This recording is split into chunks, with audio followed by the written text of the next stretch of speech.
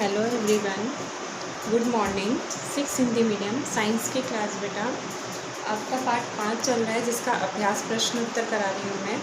तो पार्ट 5 के अभ्यास के प्रश्न उत्तर आपको कंप्लीट होने वाले हैं, जो आज पूरी हो जाएंगे। फिर मैं पार्ट 6 लूँगी। आपके टेस्ट चल रहे हैं बेटा।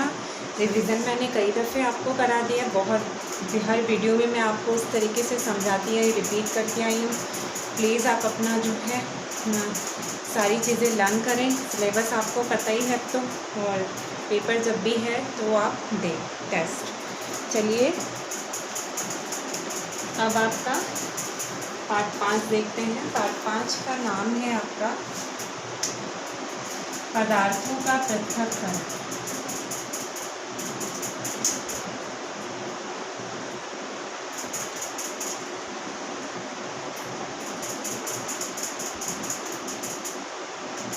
पदार्थों का पृथक्करण के अंदर आपके अभ्यास प्रश्न उत्तर में पहले आपके प्रश्न उत्तर मैंने करा दिए, फिर अब आपका खाली स्थान है।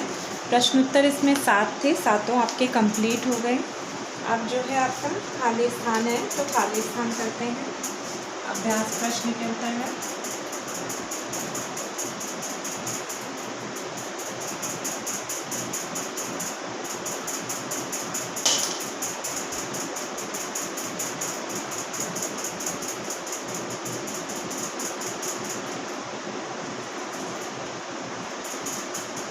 आपका 8वां है प्रश्न, रिक्त स्थानों की पूर्ति कीजिए।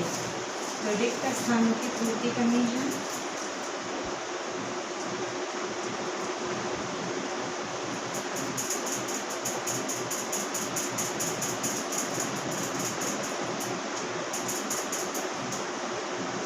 रिक्त स्थान की पूर्ति कीजिए। इसमें पहला है क्या, धान के दानों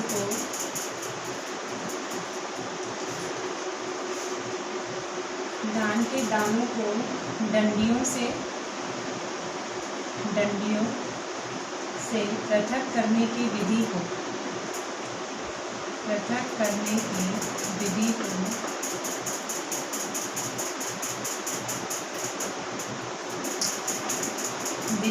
थ्रेसिंग कहते हैं।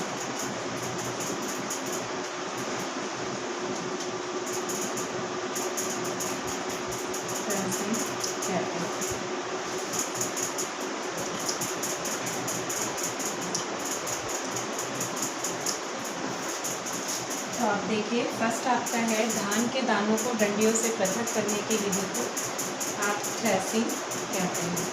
यहाँ पर आप शब्द वाला ले लें तो आप थ्रेशिंग लिख लीजिए, थ्रेशिंग कहते हैं। यह है आपका किसी एक कपड़े पर दूध को उड़ेलते हैं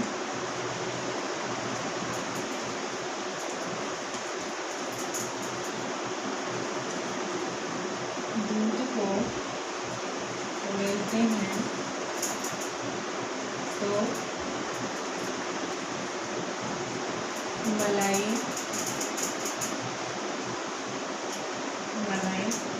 उस पर रह जाती है,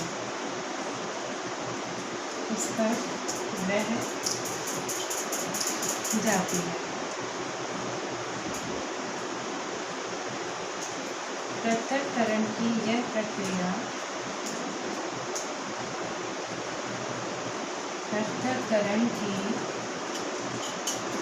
प्रक्रिया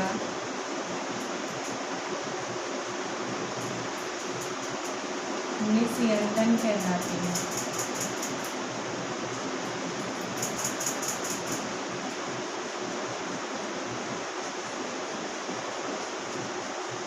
निस्यंदन कहलाती है। ये आपका खा पाठ हो गया। ग है आपका समुद्र के जल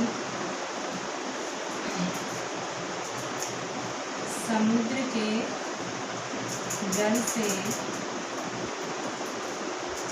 नमक किस प्रक्रिया के द्वारा प्राप्त किया जाता है, प्रक्रिया द्वारा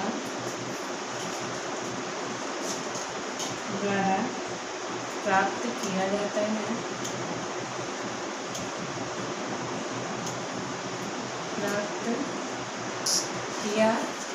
है,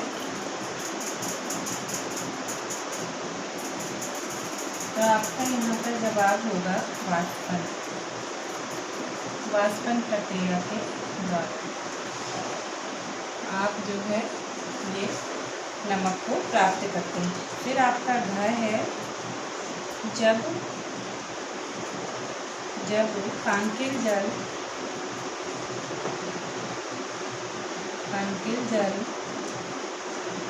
को पूरी रात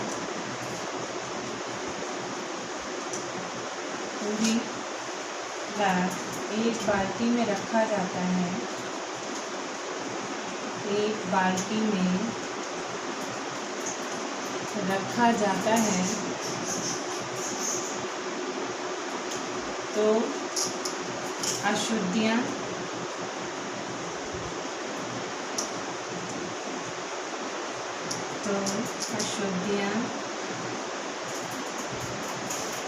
तली में बैठ जाती हैं, तली में बैठ जाती हैं। इसके पश्चात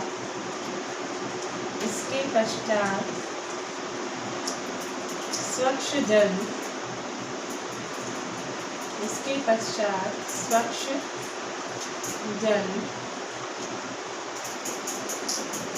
को ऊपर से पृथक कर लेते हैं, ऊपर से पृथक कर लेते हैं, ऊपर से पृथक कर लेते हैं। इसमें उपयोग होने वाली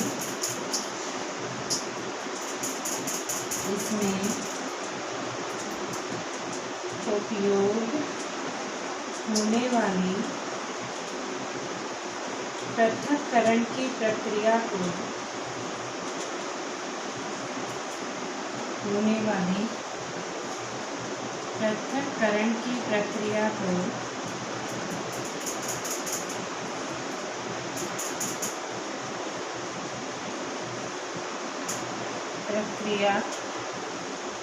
को क्या कहते हैं? आपका जवाब होगा निस्तारण।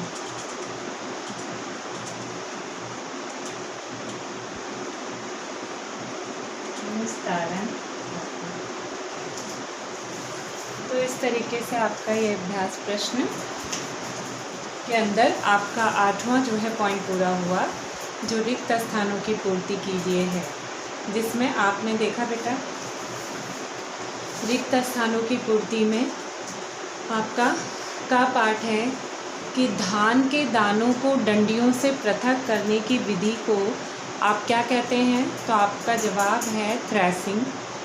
किसी एक कपड़े पर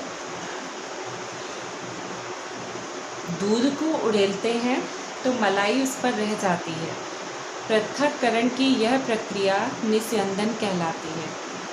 समुद्र के जल से जो नमक है वो वाष्पन की प्रक्रिया द्वारा प्राप्त किया जाता है। इसी प्रकार जब पांकिल, ये घ वाले पार्ट में, ये तो ग में आपका वाष्पन आ जाएगा, घ है जब पांकिल जल को पूरी रात एक बाल्टी में रखा जाता है तो अशुद्धियाँ तली में बैठ जाती हैं। इसके पश्चात स्वच्छ जल को ऊपर से पृथक कर लेते हैं। तो इसमें उपयोग होने वाली यह प्रक्रिया क्या कहलाती है? निस्तारण। तो ये आपका कंप्लीट हो गया निस्तारण। अब आपका चलेगा 9वां पार्ट, 9वां पॉइंट चलेगा। तो इस अभ्यास प्रश्न उत्तर में आपका 9वां प्रश्न है सही गलत, यानी सत्य असत्य। तो हम सत्य असत्य को देखेंगे कि क्या है।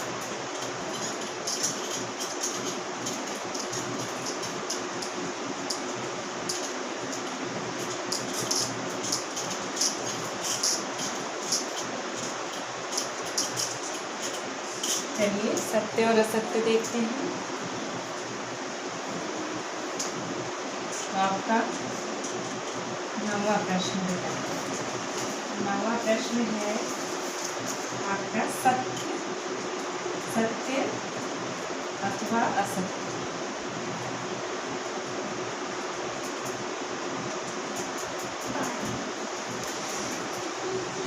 सत्य अथवा असत्य, इसमें क्या पाठ है? दूध और जल के मिश्रण को, दूध और जल के मिश्रण को निस्यंदन विधि द्वारा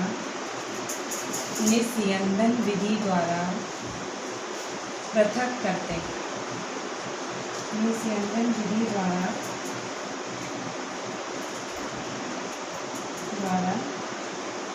निस्यंदन विधि के द्वारा पृथक किया जाता है, पृथक किया जा सकता है।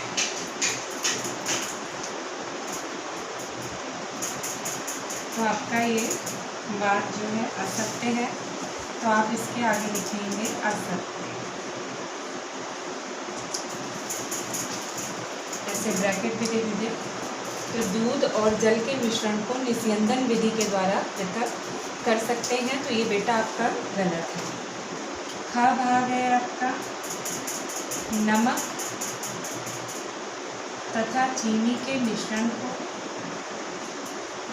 नमक तथा चीनी के मिश्रण को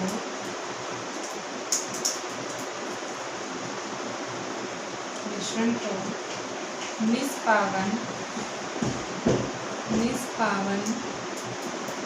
द्वारा पृथक कर सकते हैं, निष्पावन द्वारा पृथक कर सकते हैं।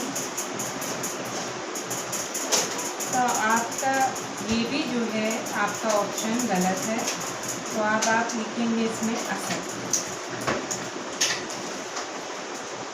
इसको असत्य लिखेंगे। फिर आपका ग पाठ है चाय की पत्तियों को,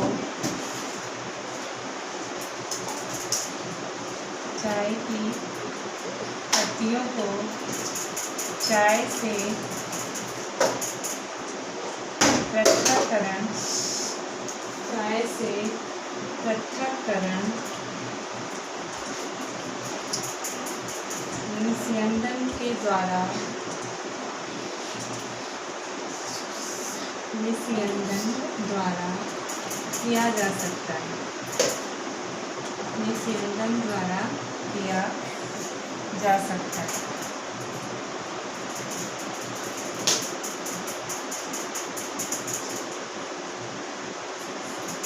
तो आपका ये भी आपका असत्य है, तो आप जो है असत्य डालेंगे। अब घ है अनाज और भूसे का पृथक्करण, अनाज और भूसे का पृथक्करण निस्तारण प्रक्रम के द्वारा, निस्तारण प्रक्रम द्वारा किया जा सकता है, निस्तारण प्रक्रम द्वारा किया जा सकता है।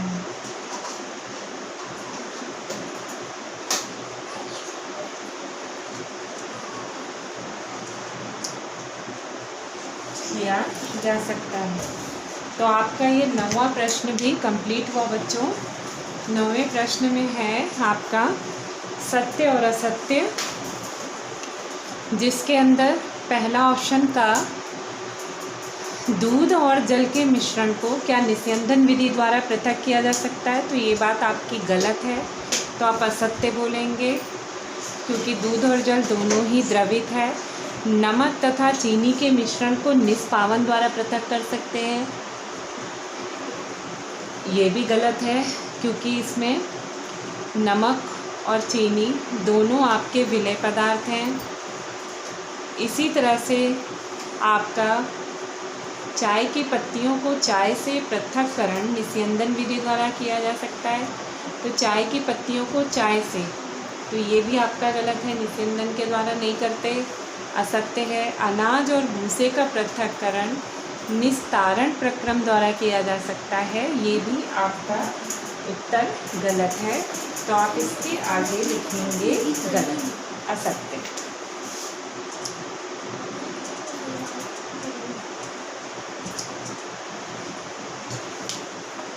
इस तरीके से आपका ये प्रश्न उत्तर पूरा हुआ। इसके बाद बेटा आपका